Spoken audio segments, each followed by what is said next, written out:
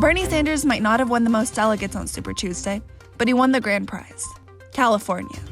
That same night, local leaders and politicians gathered at LME Center of Study Los Angeles' watch party to see the results. So every major election in the county of Los Angeles, whether it's federal, state, or local, we host a watch party. Mostly we started doing that for the students that were going out and collecting data, but it's become really a civic event where we have some of the major civic and political leaders come together and watch what's happening until the polls close at 8 o'clock. At the event, I was able to speak to multiple important political leaders and community icons about the importance of the California primary. California has by far the largest number of delegates, and within California, we moved it up to March to make sure that our voices were heard and that the nation knows where we stand, who we want to be the Democratic nominee. And within Los Angeles, the Latino vote. Bernie Sanders is capturing the hopes and aspirations of young Latinos. And let's be very clear, that's the future. His positions on immigration, comprehensive, day one, a full commitment, and we trust him. His commitment to quality education beginning at pre-K, K through 12, free college education is very critical to our community because we come here and we use education as a ladder to improve our lot in life, to improve the quality of our education. His commitment to Medicare for all, for our community, a community of small businesses, entrepreneurs, a community where families live together. Medicare for all means that everybody will have a right to health care, and so that's very critical.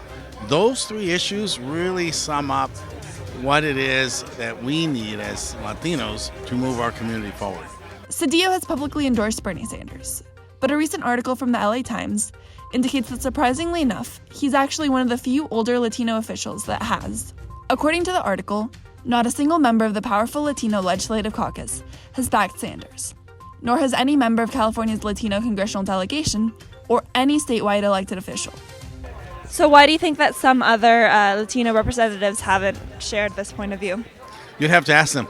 It's not a position that I would take because, it'd be a little uncomfortable if I'm taking a position that is out of sync with my constituents and out of sync in a way that my constituents are ahead of me. Latino voters make up a really important part of Sanders' support base.